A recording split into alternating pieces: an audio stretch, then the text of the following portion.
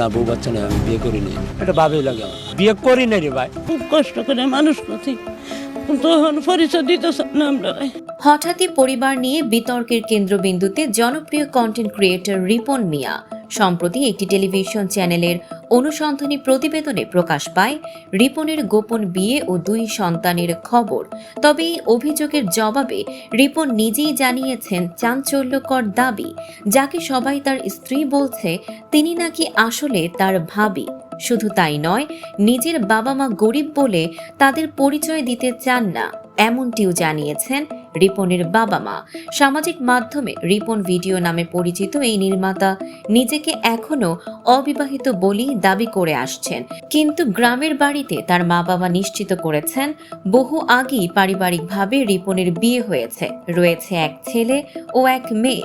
রিপনের মা বলেন, আমরা গরিব মানুষ, কষ্ট করে ছেলেকে মানুষ করেছি, কিন্তু এখনো পরিচয় দেয় না। স্ত্রী সন্তান আছে, তবুও অস্বীকার করে।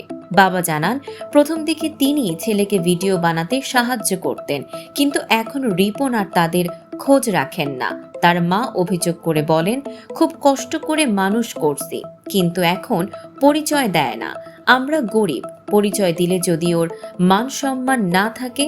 ও বাড়ি করেছে।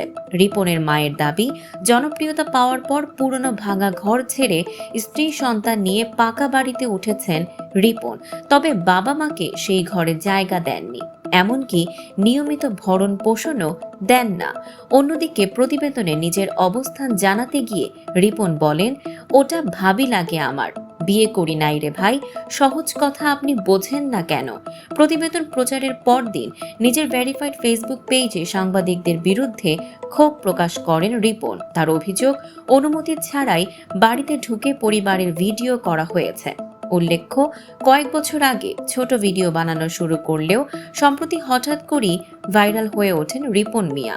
বিজ্ঞাপন ও চলচ্চিত্র প্রচারণায়ও তার উপস্থিতি ছিল চোখে পড়ার মতো। তবে জনপ্রিয়তার শীর্ষে থেকেও পরিবার ও অতীত অস্বীকারের অভিযোগে এবার প্রশ্নের মুখে পড়েছেন এই আলোচিত কন্টেন্ট ক্রিয়েটর।